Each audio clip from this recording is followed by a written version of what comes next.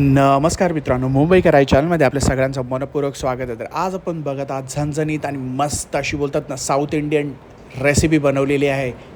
ही बनवलेली आहे आपण आपली सर्वांची फेवरेट सांबर. तर सांबर हे इडलीबरोबर असो किंवा डोशाबरोबर असो चांगलं कॉम्बिनेशन जातं. तुम्ही राईसबरोबरही खाऊ शकता. तर चला सुरुवात करूया सांबरच्या रेसिपीसाठी. तर सर्वप्रथम आपण त्याच्यासाठी भाज्या घेतलेल्या आहेत. या सर्व भाज्या आपण घेतलेल्या आहेत. त्याच्यामध्ये आहे शेवग्याच्या शेंगा, भोपळा, वांगी घेतलेले आहेत, गाजर घेतलेलं आहे, टोमॅटो घेतलेले आहेत, कांदा घेतलेला आहे. आता हे जे व्हेजिटेबल आपण घेतलेले आहेत त्याच्यामध्ये तुम्ही दुसरे कोणतेही व्हेजिटेबल तुमच्या घरी जे अवेलेबल असतात ते घेऊ शकता. तर आमच्याकडे हे व्हेजिटेबल अवेलेबल होते म्हणून आम्ही हे घेतलेले आहेत.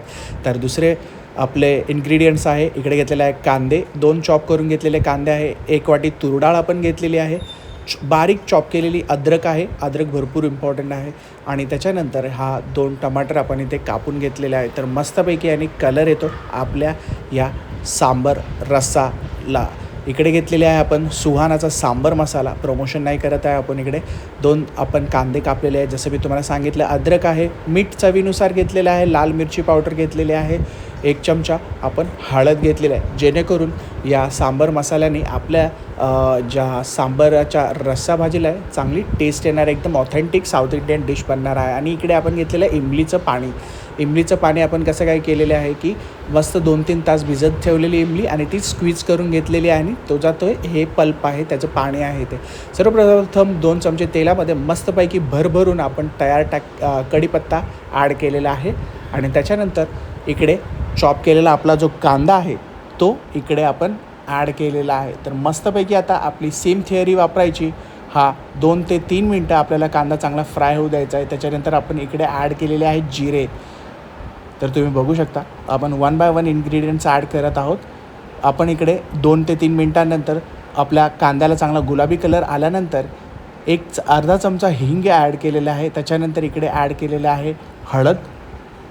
तर किती सुंदर कलर आलेला आहे बघा.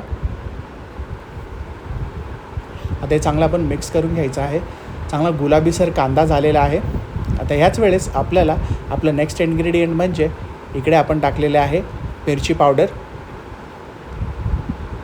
मस्त असा रश्शाला टेस्ट आला पाहिजे, असा एकदम ऑथेंटिक बोलतात ना रेस्टॉरंटमध्ये जसं खातात तसाच असा फ्लेवर आला पाहिजे, टेस्ट आला पाहिजे आणि सुगंधही तसाच आला पाहिजे आपल्या या सांबरला. तर कोणाकोणाला सांबर आवडतं ते इडलीबरोबर असो, भाताबरोबर असो किंवा या मसाला डोसाबरोबर असो आवडतं त्यांनी नक्की कमेंट करायला विसरू नका. 5 मिनिटांनंतर आपला चांगला मसाला फ्राय झाल्यावरती इकडे ॲड केलेले आहेत आपण व्हेजिटेबल्स. ज्याच्यामध्ये तुम्ही बघत आहात भोपळा टाकलेला आहे ज्याला आपण डांगर पण म्हणतो. आपण गाजर टाकलेले आहेत आणि त्याचबरोबर आपण टाकलेले आहेत वांगी कापून टाकलेली आहेत. त्याच्यानंतर आपण इकडे ॲड केलेले आहेत शेवग्याच्या शेंगा. तर ह्या व्हेजिटेबल्स आपल्याला मार्केटमध्ये कुठेही अवेलेबल भेटू शकतात. तर त्यासाठी तुम्ही काही एक्स्ट्रा वापरायची गरज नाही. ते घरी आणि जे तुमच्या घरी असतात ते व्हेजिटेबलही तुम्ही वापरू शकतात.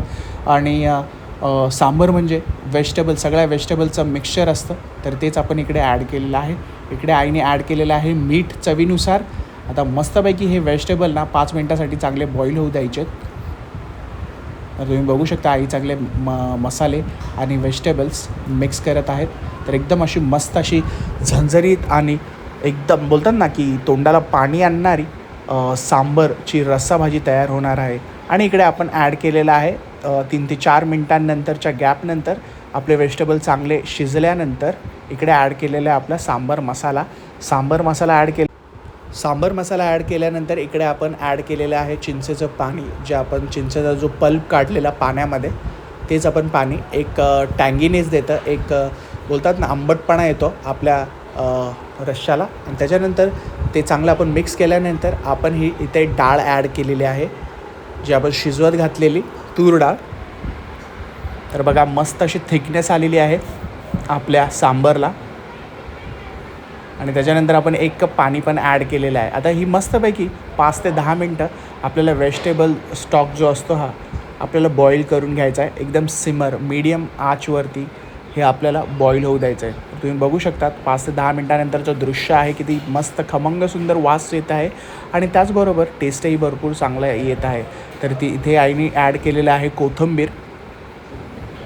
भरपूर सुंदर कलर आलेला आहे. शेवग्याच्या शेंगा, वांग, आणि जे काही दुसरे आपण व्हेजिटेबल्स टाकलेले आहेत ते मस्तपैकी आता शिजलेले आहेत आणि इकडे इडलीसाठी आपण हे बॅटर तयार केलेलं आहे. आता सांबार म्हटलं की आपल्याला इडली तर आलीच पाहिजे, तर त्यासाठी आईने हे इडली बॅटर तयार केलेलं आहे. आता लगोलग हे सांबार आता एका सेपरेट डिशमध्ये आपण काढून घेत आहोत. तर तुम्ही बघू शकता आपण एकदम रेडी तयार ठेवलेलं आहे.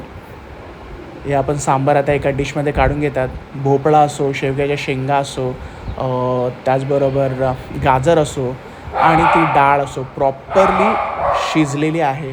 आणि त्याच्यानंतर ती इडली तुम्ही बघू शकता आईने एकदम मस्त अशी फ्लफी इडली तयार केलेली आहे. त्याचबरोबर आपला खोबऱ्याचा जो आपला हे असते चटणी असते तिथे आपण ॲड केलेली आहे.